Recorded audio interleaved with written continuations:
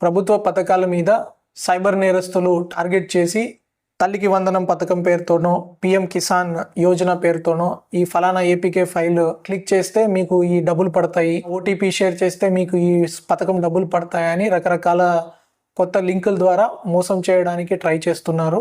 ఈ పథకాలు అందుకోవాల్సిన పేదలు తెలియక అమాయకత్వంతో అవగాహన లేకపోవడంతోనూ ఉన్న డబ్బు పోగొట్టుకుంటున్నారు. దయచేసి ఇట్లాంటి వదంతులు కానీ ఫేక్ లింక్స్ కానీ నమ్మొద్దు.